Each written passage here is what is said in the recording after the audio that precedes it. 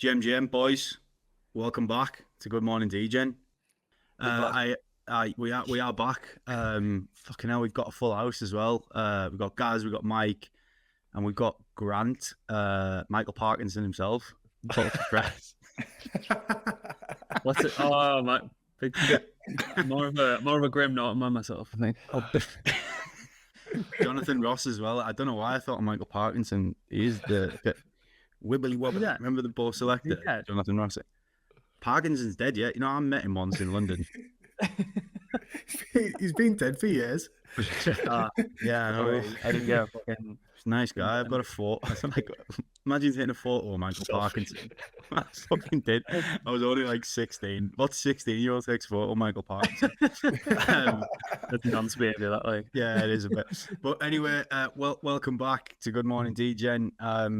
I'd love to tell you that this is the first one we've done back. I was even going to play Thin Lizzy. The boys are back in town, but the boys were back in town last week. But in between us recording and posting, a lot of us lost a lot of money in a very fast, quick period. So it felt slightly tone deaf not to post an episode covering the week's news when we had nothing covered on what was quite literally major news of the day in tapioca. So, but jokes aside, hope anyone affected in that is okay. Ruthless, but we move. And so, yeah, we are back here this week. And the good thing is, even though we covered a lot of stuff last week, it hasn't really moved on a whole lot as far as the industry is concerned, because all anyone gives a fuck about right now is AI and Truth Terminal and Goatse and the meta and every single thing that's sprouted up on the back of that, which is why we've got Mr. Grant back in the house, who, hot off the press last night, unless you missed it, has done an interview with Andy, the creator behind Truth Terminal, that kind of give us a bit of a tell-all, didn't he? Have we seen it yet, gents? I'm aware it was late last night, straight in it this morning. What's our initial reactions to it? Do you want me to give a reaction from a viewer's perspective? I thought it was a really intriguing episode, to be fair, and I thought you posed some interesting thoughts as well, Grant, on it. What I really enjoyed about it, right, was Andy is a likable chap.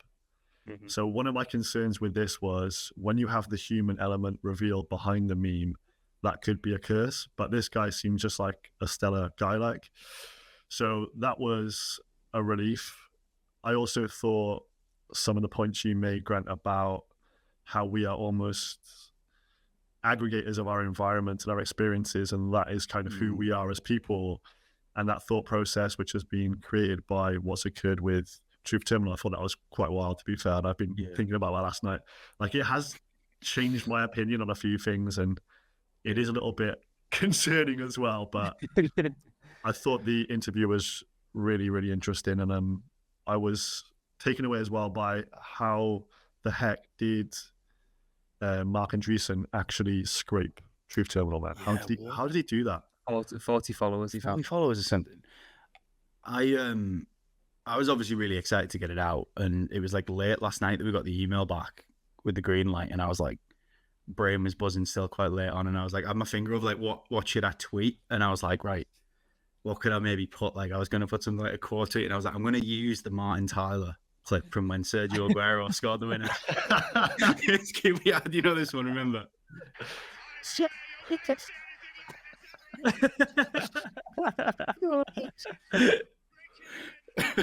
I was like, I reckon that might be a step too far in pop culture for any of the non-Brits out there. So for context, that was a winning goal. It was probably, you'll never see anything like that again. And I was like, you'll never see anything like this again. So yeah, what do you think, Mike? Have you kind of when we've been talking about it this week, are you as scared as me before I go to Grant and get his quick? I was just shitting himself, just the kind of I'm sure that night. He's ringing me asking if we're all going to fucking die. No, like, obviously there's the, I haven't actually listened to the interview. We were busy yesterday with the mail deal and stuff. So by the time I signed off, I was just like, my brain is fried. So I still need to listen to it today. But I still sort of, in terms of my thoughts last week, it's just like how far and what are the limitations of it in terms of how it can be used. Obviously, this guy, like, what you were saying there, Gaz. If he's just like sort of a stellar guy, it sort of puts sort of peace of mind in terms of who's controlling it and everything like that. However, if you'd come back there and said, "Oh, he's a bit dodgy," I'd be more concerned, I think, in terms of what the direction or what it could be used for in future. I still think that there's still a selling point in there that what could it be used for if someone was to whip something up which was of similar intent but for more nefarious means. Especially with, obviously, he has like some control over that in terms of what it does. If it was something that was just out in the wild and there was no, I guess, control, how far could that go? Which is the scary part and the more dystopian sort of angle to it, I guess. But that's only my high level thoughts. Like I say, I have to listen to the interview this morning. Yeah, I think like the main takeaway for me, like, and it's the dual outcome of this question. Like, you sit on one side of the fence, Al, and I sit on the complete opposite. You're like, nobody should even have access to this. You should be like completely outlawed and banned. Yeah. Whereas I think, and I was kind of glad that it was backed up by what Andy said on the podcast, was I think you need to have this 100% open source. You can't have this stuff getting trained in a black box where no one has any clue what the input and what the output and what the desired output actually is.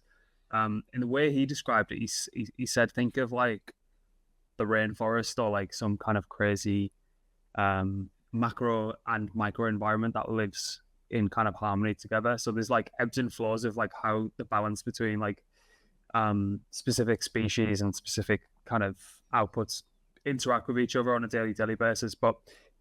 And he just said that that's how he thinks like the good and the bad of AI that are going to get unleashed into the world are going to kind of interact. There'll be these like micro interactions that just balance each other out. But I don't think pushing people towards this kind of black box privatized model is the way that it's ever going to be kind of contained. I think there's enough genie out of the bottle now where it has to just completely go open source and not to kind of shell tile bags or anything, but that's exactly what that's building towards. And you've got to think, Meta and Zuck, their whole AI suite is pushing open source, whereas your OpenAIs, your Microsofts, everyone else who's building towards it is a black box of what's actually going on.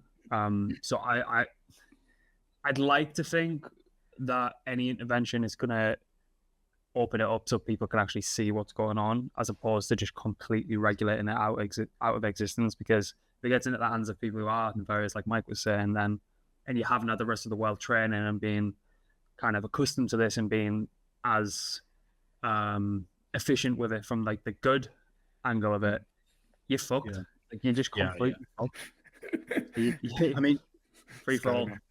I mean, my view of it is, though, that you're going to kind of get this anyway. Like, it's going to be weaponized whether we like it or not. Like, as far as different countries competing to, it's like the 2024 version of friggin' like Oppenheimer in some ways. That, like, you think about like, where does that lead us when everyone's kind of, I don't know. The only solace I get from when everyone's Tesla gets hacked and drives off the fucking basically the only thing that like does kind of give me a bit of comfort is kind of when the AI begged him when he turned it on, please don't turn me off. So like, if you do back chat, I'll just smash my laptop up and then I'll turn you off anyway.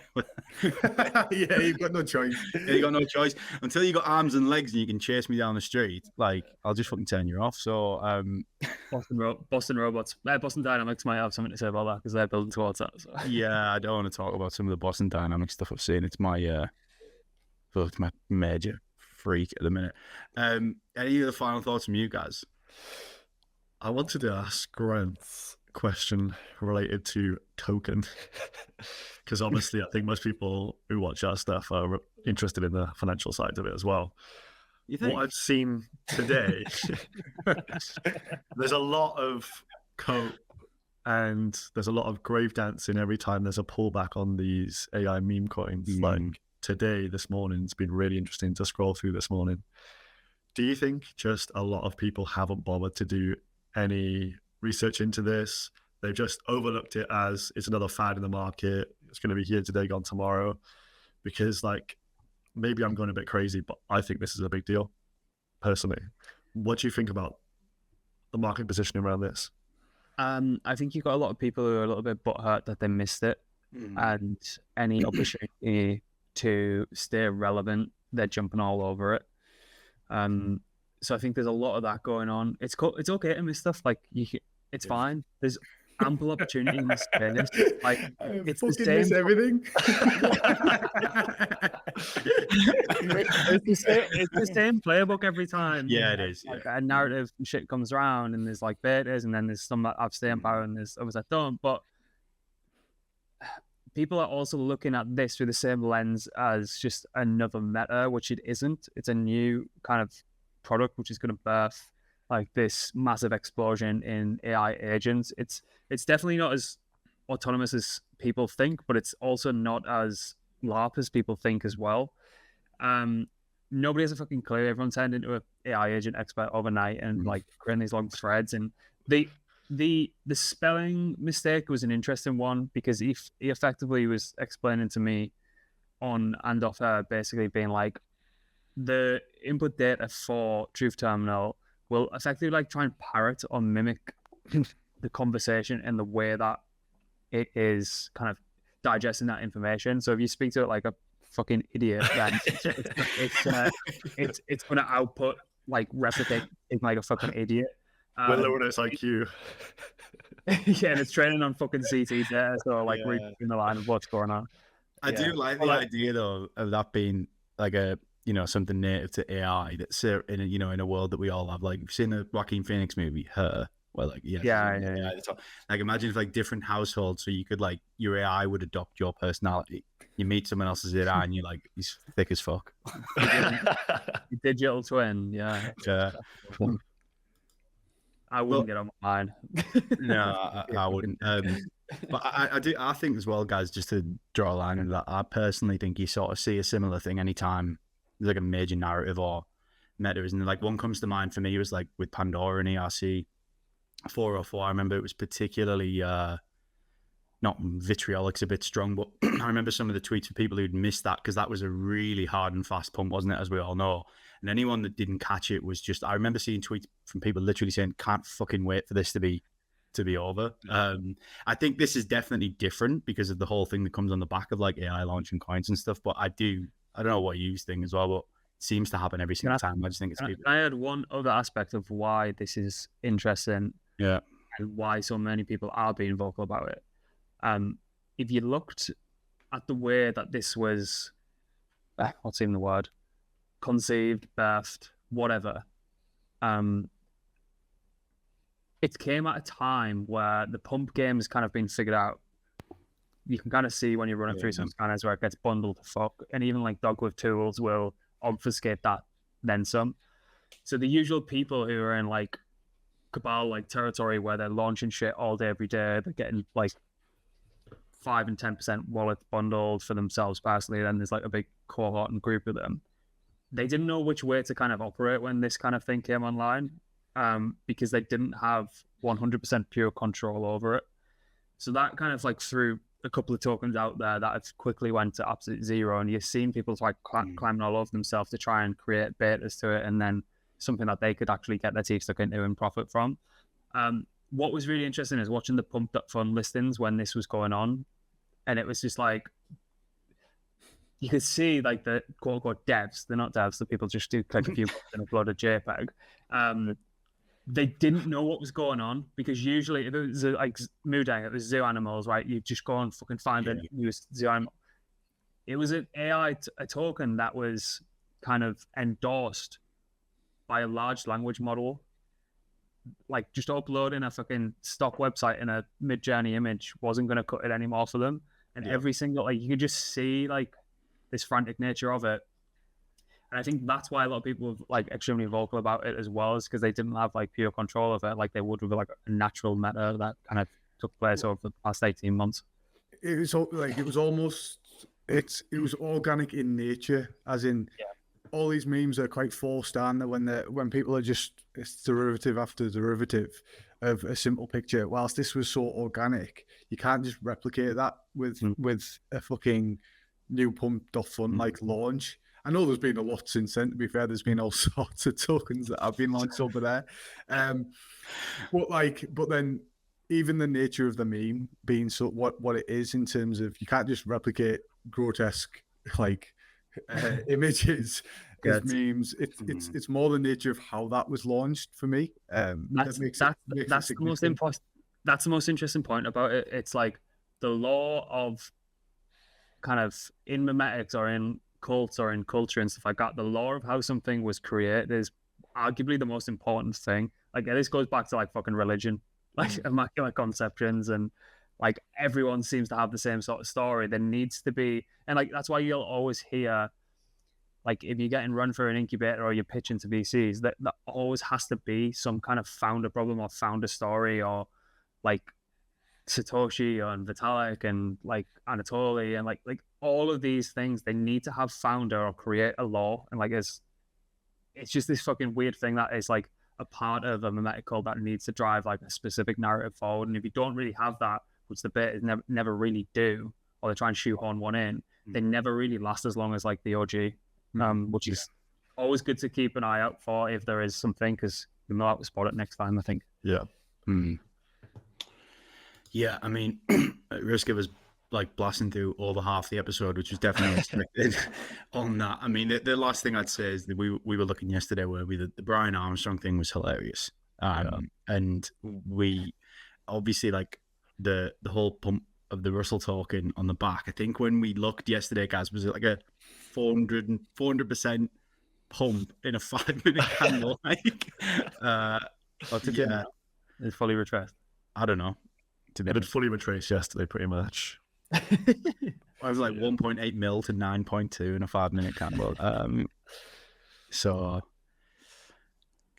GG to anyone who got some money out of that, if you did. But anyway, moving on.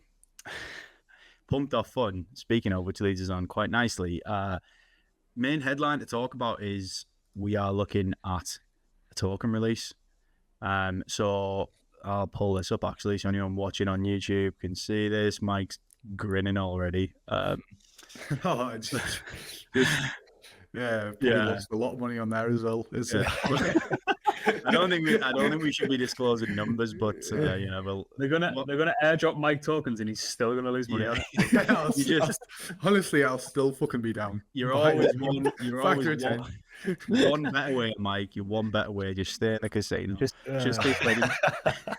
Right. Okay. So the headline here is Pump.Fun unveils upgraded terminal. Should say, hints at token launch. So in a recent X Spaces event, the Pump.Fun team unveiled plans about token release. So the background here is the team also announced a newly upgraded trading terminal called Pump Advance. Pump Advance will showcase mini charts, data, top orders, and social indicators. This will help traders navigate amongst the thousands of meme coins piled on top of the platform, up on the platform. Regarding the token launch, the team did not reveal further details, nor did they provide a specific timeline. I'm not going to read the rest, but yeah, what do people think here? Does it solve any of the inherent problems it has already? I think this kind of reminds me of last cycle. Obviously, we had it as a Uniswap airdrop. A Uniswap airdrop last cycle was a nice stimulus package for people who had been trading on chain. So this is now going to be a stimulus for the absolute most degenerates among us. And I think he said they're going to try and reward like their longest users or oldest users. So we've got a chance with our Euro 2024 bags that we iterated. But if they do say scale this, so like early adopters get the most tokens, there's going to be like a couple of these shitcoin devs that have churned out thousands of pump launches. They're going to be made absolute millions probably. So it's a bit of a strange one, but time is kind of a flat circle and they're going to get another airdrop to hopefully stimulate on chain once again, I think, here with this. Yeah, I've got a few points on it. They've already won the game. Like, they've already generated nearly 1 million SOL in revenue. So if you've already done that and they've realized the vast majority of it, what is the point of a token? I think it's probably to get protocol in the hands of the users, and I wouldn't be surprised if it was 100% airdrop. So it could be the fattest airdrop this space has basically ever seen, in my opinion. A few other points as well. This whole what's it called, Pump Advanced? Yeah. So that is basically a pushback and an antidote to what's going on with Photon. So Photon is like a bit more of an advanced trading terminal where you can see new launches on Pump.Fun. You can see stuff that's about to graduate. You can see stuff that has graduated, and basically aggregates Pump.Fun and all like the major dexes, so you can kind of ape. It's really, really quick. The latency is extremely slow. They charge you like a fee on doing that, but it's like a nice bird's eye view. I think that's the platform I've lost the most amount of money on, because there is like hardly any fucking signal to noise ratio that makes any sense. But I think it's probably been gamified, so I got completely fucking fucked over on that one. But the reason I think that this is happening, and the reason that you push a token or you hint at a token to kind of get user incentives back up. So if you look at the last, I'm just going to go through DeFi Llama quickly. So the last 1 year fees, Photon, $138 million they've generated, whereas Pump.Fun is 137. So they've just recently surpassed Pump.Fun in yearly annualized fees. In the last 30 days, let's have a look. Where the hell is it? So the last 30 days, Photon made 25.63 million, whereas Pump made 28.91. The last 7 days, Pump made 6.71 million, whereas Photon made 10 million. So there has been a trend of the tide. People are using kind of like Photon as the aggregator and kind of front running the Pump. Obviously, Pump still get the fees from that, but if you can aggregate it from different sources, well, you're obviously going to be more profitable. So this is an antidote to that. They probably hinted at the token to get people to use Pump Advanced to kind of draw people back over, increase muscle memory, and then people are going to stick around on that because they're in the hope of a new airdrop. So dog eat dog in the terminal world at the minute. So lose some more money.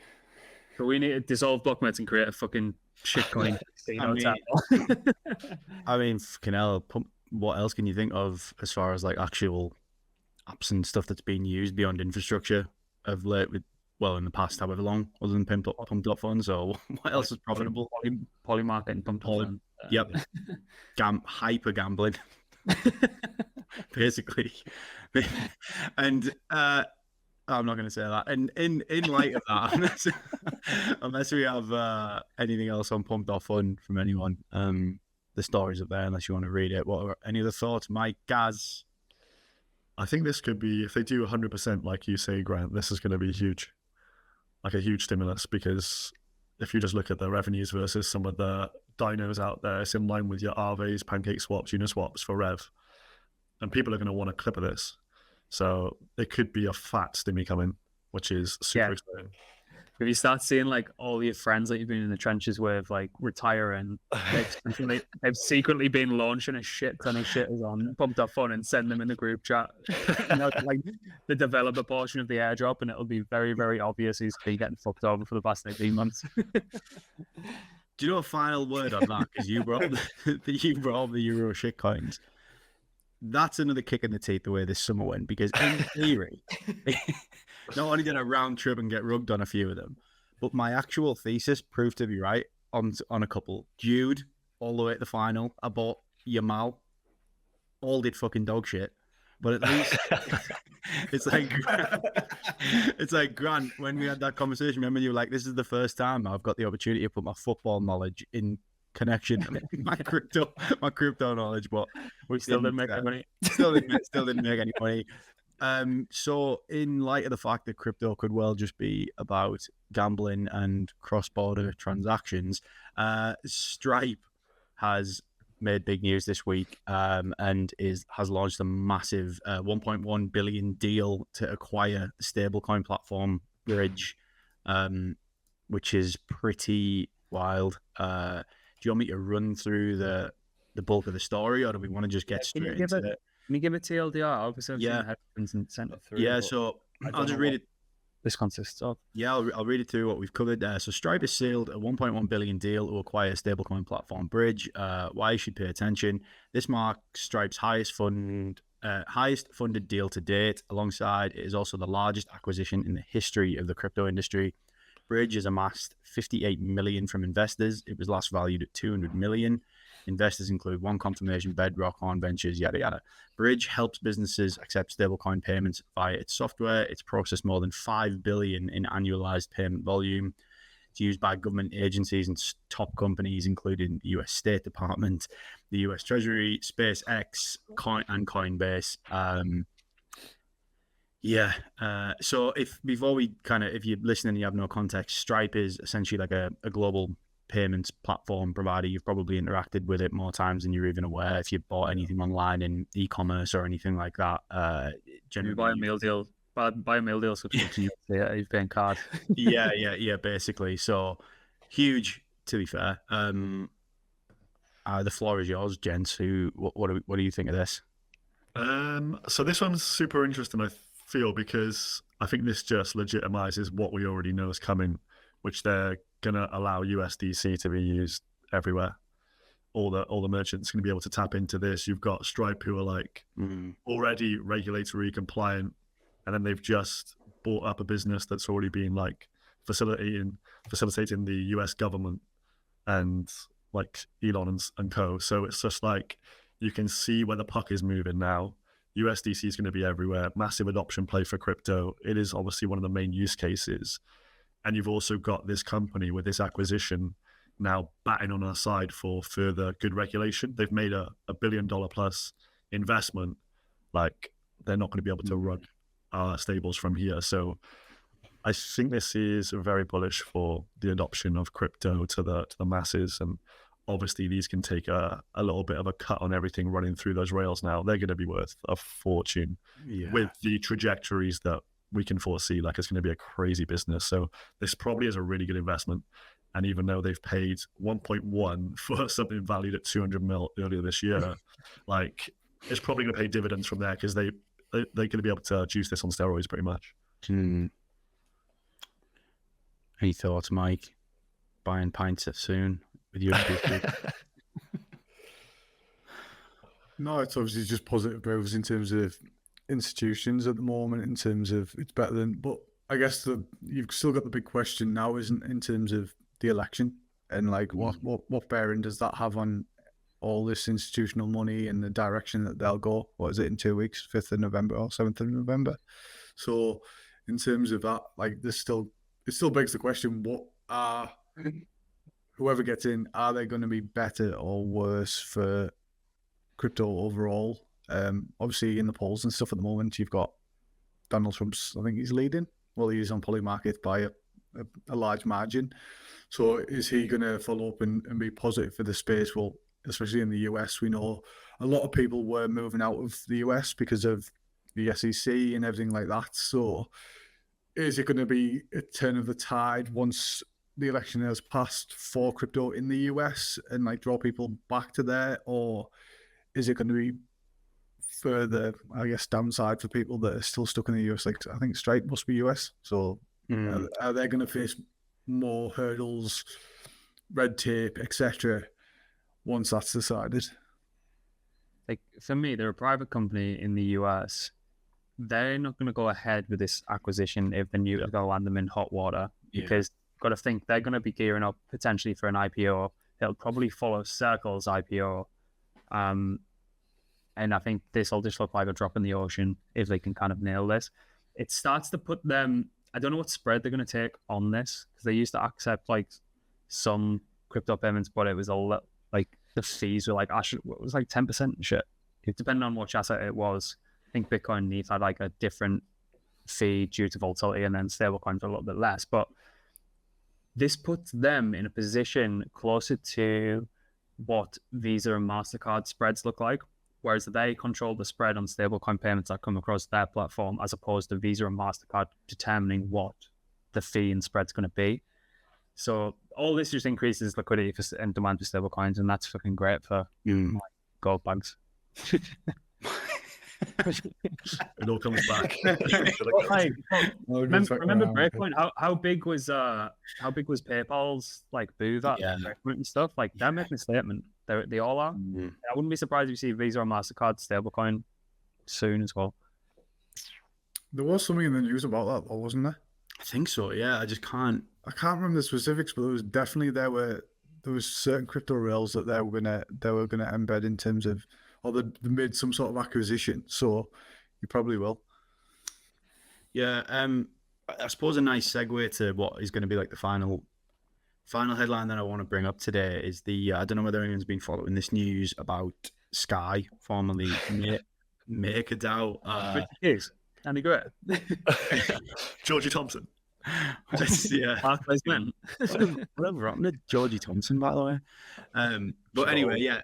So she got hold. Yeah, they moved her out, didn't they? That's how it works. like a black hole. Sky Sports News. Like you pass 35 and you're gone. And a deck and I go. Yeah.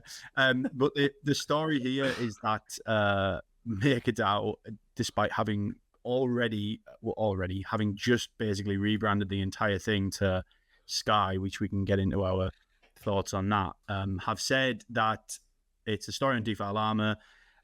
Ruan Christensen hints that Maker's makeover may be reversed after Community Pan's new name. Now, my opinion on this is like one of the biggest names and brands in the space for the longest time. When I saw the news, I couldn't quite understand the rebrand without, I'm sure there's a lot of nuance and reasoning behind that. However, to do a 180 now is pretty big, especially after God knows how much money they spent at Token 2049 on sponsorship. But yeah, interesting one, and it sounds like it's coming from community pressure. Has anyone looked into this any further? What do you think on the info that I'm giving you, if you haven't seen anything at all? Am I allowed to speak on this one? It depends, because you've had us in hot water with MakerDAO before. So can you text me? Yeah, we'll edit it out if you said anything wrong. Oh, go on. What do you think? What's the deal? I just think it is the most fucking stupid thing of all time. Like, I get like the whole you're established, so you think you can have the word Sky, and like wormholes think they can just have the ticker W. I get like that stance, but never fuck with the brand. It's like rule number one. You can change the product as much as you fucking want. Like, it doesn't matter. You can even change the color palette or like make it a little bit softer or whatever you need to do. But so established, and to go and do something like as drastic as this. And I know the product's changing, but just felt a bit fucking stupid from start to finish for me. Obviously, there was more nuance than just like a simple rebrand, but I think it just comes back to when you're in any line of work or any business, when too many cooks can spoil the broth, and then you get DAOs which are that on fucking steroids. Like, everyone thinks they're an expert in something that they're completely not, because it's sat behind a computer and they dare say stuff that they wouldn't say in a work setting, and it's fucking stupid. Yeah. It's tough. I mean, you can see it here. The change included the launch of 2 new tokens, Sky and USDS. I think we actually covered this in Blockmates News as well. A new landing page and new tokenomics. At the same time, the protocol's original tokens, DAI and Maker, to remain intact during the reshuffle. But this was like literally a month ago. And as you say, Grant, we met Ruan at Token last year, and really impressive individual, isn't he? I kind of think you don't get as far as that in this space without being just a fantastic operator. But yeah, it felt strange. I do get it as well, to kind of like rehash the product, but as you're saying, Grant, it's very, very hard to build an established brand anyway. So then to kind of move away from that seems a bit of a odd move. I mean, look at Adidas for the Americans. They have literally, in all the years that it's taken them now, only just had the courage to ditch the typeface, and now you've just gone with the three stripes because they wanted to get on the same par as Nike for years. Not to go too off topic, but just to kind of talk about the importance of that sort of thing, it just seems a bit odd. What do you think, Mike? I think it. I think when you build a brand, like to change back like that, it doesn't always instill confidence, especially when you've got a DAO and you've got people who can sway that vote, etc. So if you're going to make a decision and then quickly revert on that, how far does that sort of propagate in terms of the decisions that are being made behind that DAO, and then reflect that in terms of how users feel in terms of the product and the product's direction? Because it goes back to sort of clarity of information for me. So to do that, if I was a DAO, like if I was a significant maker holder or whatever else, and I was participating in that DAO, I would be a bit like, what the fuck is going on? Like, what behind the scenes in terms of who's making the decisions? So that for me that's probably as far as it goes. In terms of rebrand as well, it's just brand equity and stuff like that. If you've got, it's still not big enough in terms of this. Like, it's not a global, like it's a global brand in, I guess, crypto, but it's not a global brand in a normie household, for instance. Yeah. So does it need to, apart from it being sort of like DeFi 1.0 and everything like that, and it obviously not having as, everyone likes the new shiny thing, so you rebrand to try and, I guess, become more shiny and new again. Do you really need, did they even need to do that in the first place? Obviously, there's new ones there that we don't know about, but like, look at Aave. Like, why are people so, like, if they were going to pick a DeFi player currently, they'd probably say, you'd immediately say Aave as like #1 contender. And the reason for that is like lindiness. You remove all of that. Like when you kind of do this, you just up sticks. If someone went into a coma in DeFi Summer and came back now and then seen Sky, they're like, well, I have no connotations to what this is. But yeah, I'm sure like the marketing team had a really good brainstorm there. Yeah, guys, you're just back in the nick of time. He texted me, he's like, rugged virgin van outside the gaff, but he's back on. The Sky van. What do you think? Call your new fucking Sky Plus. I actually think, to be fair with this one, like it does take a set of balls to do the full U-turn. Like, I agree, yeah. I do as well think it has something to do with, if you look at token price as to when they did the rebrand to now, it's down like 60-65%.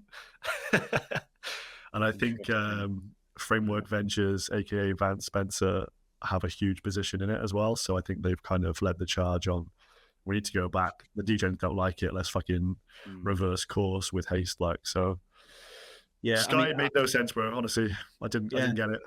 I think that's a good point, to be fair, guys. It does take balls to kind of not, I think other people maybe would kind of sit there and be like, nah, fuck this and fuck you, we're sticking with this. But to have the nerve to be like, oh, maybe this was like, and kind of obviously from a DAO perspective, listen to the community. I mean, but look, the story throughout since they even first announced this has been controversial. So they knew what was potentially coming over the hill. So yeah, fair play to them as well to kind of sit back and go, maybe this was an error. Really get all of him do what he wants to do as opposed to this stupid fucking DAO structure. And I know that's what it's all built around, but like he's the visionary. He knows that better than anyone. So like people just coming in, chiming in, raiding DAOs and acting and getting paid like a fucking fortune to look busy is just the stupidest fucking thing.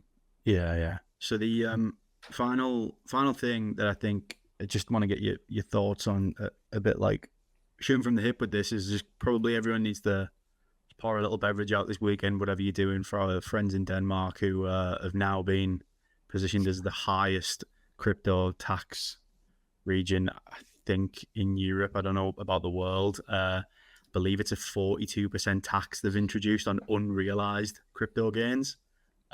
We might be getting shagged yet. Yeah, we probably will. Which is just, it's fucking mental, isn't it? Really? So, what are you? Any immediate thoughts on that one? I think it shows. What was that in Norway? You raise taxes. All that happens is you raise taxes to bring income into your company in the form of obviously tax. But then what happens is people go, right, where else do I go? Especially the rich. So if they're going to get taxed more, all it does is subvertently, they have the means and money to leave the country. That investment goes elsewhere. And then I think in Norway's case, for instance, they were down 589 million for like a tax year because of the change to the tax laws Really? that raised taxes. So in the same sense that you have someone in Denmark that, like, obviously you'll have people that are significantly contributing to tax there, it's probably the same sort of move. People then go, right, I'm going to up sticks and find somewhere else is a bit more accepting to crypto, and also obviously more lenient in terms of tax, or reasonable in tax, shall we say. We find out next Wednesday, isn't it? I think they're doing the... Yeah, so that'll be fun. See how much they can fuck that up. Yeah. Well, I'll be just going non-dom me, like, and we'll be getting set up in Dubai. Yeah, see, Dubai sounds all right now, doesn't it? Yeah. I love it, Habibi.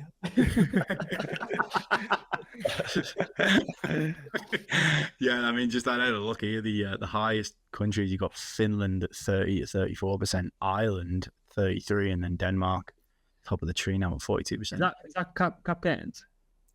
I actually think it's unrealized cap gains as well in Denmark. It's fucking crazy. Yeah, so it's even worse. Sorry, It's even worse. Yeah, it's not just like. I mean, I'd be interested to see like what their approach to staying on top of that is. The answer is crime. Like, I've been to Copenhagen, lovely city. I like the Danes, but fucking hell. You like Carlsberg how much? No, actually, fun fact, I had a pint of Carlsberg in Copenhagen. I was like, surely it's better here, and it's still tenderly shite. And it was fucking £7.50 as well. Yeah. So, mental. Anyway, on that note, subscribe to the newsletter. If you listen to this at 42 minutes or whatever it's been, and you don't subscribe to the newsletter, I don't know what's wrong with you, really. It's meant. You get all this shit every single day of the week. Every day. Monday to Friday. Monday to Friday, yeah. So yeah, it's great. Gazz, thanks. Mike, thanks. Grant, thanks. Yeah, it's the future. Have a good weekend. I'm sorry to the Danes. Goodbye. Quick one, nothing here is financial advice. It's for entertainment and educational purposes only. Always do your own research or speak to a financial advisor before making any investment decisions.